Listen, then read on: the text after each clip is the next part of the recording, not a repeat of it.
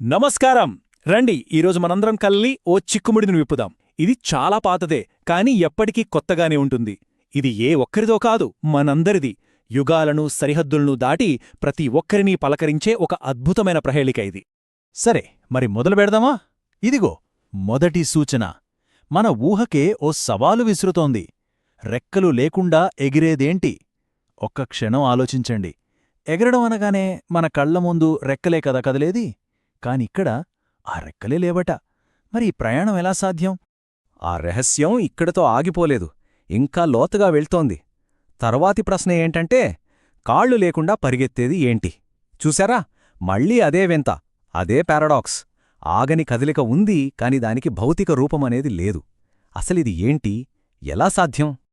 ఇప్పుడు ఈ రెండింటినీ ఇలా పక్కపక్కన పెట్టి చూస్తే మనకో విషయం చాలా స్పష్టంగా అర్థమవుతుంది. ఒకటి రెక్కలేని ప్రయాణం, మరొకటి కాళ్లలేని పరుగు. రెండు చోట్ల మనకు కనిపించేది ఒకటే. అదేంటంటే, ఎలాంటి భౌతిక ఆకారం లేకుండా, ఎక్కడ ఆగకుండా నిరంతరం ముందుకు సాగిపోయే ఒక అదృశ్య ప్రవాహం. ఒక శక్తివంతమైన నదిలా మనల్ని దాటుకుంటూ వెళ్తుంది, కాని మనం దాన్ని చూడలేం. ఇప్పటిదాకా మనం కదలిక గురించి మాట్లాడుకున్నాం కదా.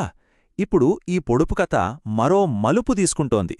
వేగం నుంచి విలువ వైపు మనల్ని తీసుకెళ్తోంది.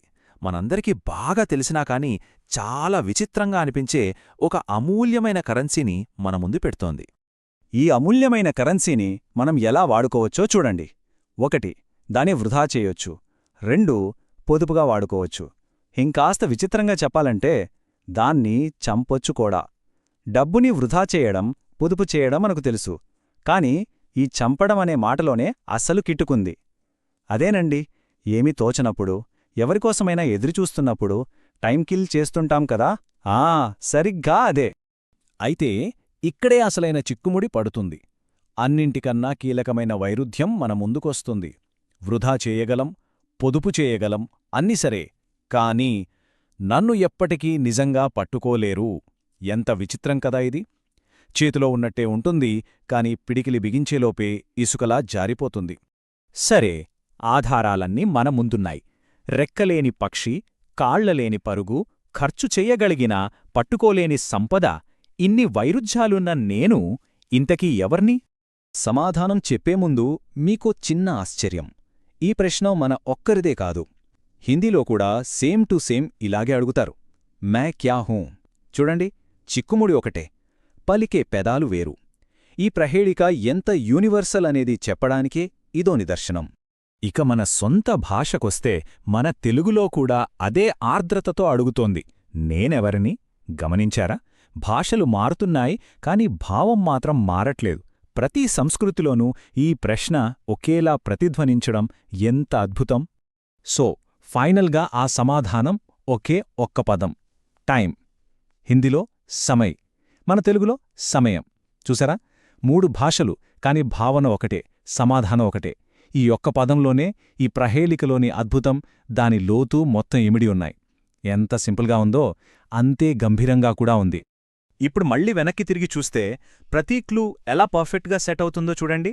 రెక్కలు లేకుండా ఎగురుతుంది, కాళ్ళు లేకుండా పరిగెడుతుంది. అవును, సమయం ఎప్పుడు ముందుకే వెళ్తుంది, వెనక్కి రాదు. వృధా చేయగలం, పొదుపు చేయగలం, అది మన చేతుల్లోనే ఉంది. కాని పట్టుకోలేం, ఆపలేం. దాని ప్రవాహాన్ని ఎవరూ ఎప్పటికీ ఆపలేరు. సో ఈ ప్రతి వైరుధ్యానికి సరిగ్గా సరిపోయే సమాధానం సమయం మాత్రమే. అయితే దీనివల్ల మనం ఏం నేర్చుకోవాలి? ఇది కేవలం ఓ తెలివైన చిక్కుముడి మాత్రమే కాదు, ఇది మానవ అనుభవపు సారాంశం. ఒకసారి ఆలోచించండి. ప్రపంచంలో వేరువేరు మూలల్లో వేరువేరు భాషలు మాట్లాడేవాళ్లందరూ సమయం అనే ఈ కనిపించని శక్తిని వర్ణించడానికి ఎందుకు ఒకే రకమైన పదచిత్రాలను వాడుతున్నారు? బహుశా మనమందరం ఒకే ప్రయాణంలో ఉన్నామని, మనందరి అనుభవం ఒకటేనని చెప్పడానికేమో. ఈ పురాతన ప్రహేళిక మనల్ని ఈరోజు ఒక లోతైన వ్యక్తిగత ప్రశ్నకు తీసుకువస్తోంది. చేతిలో పట్టుకోలేని ఈ సమయాన్ని మరి మనం ఉత్తమంగా ఎలా ఉపయోగించుకోవాలి? ఈ ఆలోచనతోనే ఈ విశ్లేషణను ముగిస్తున్నాను. దీని గురించి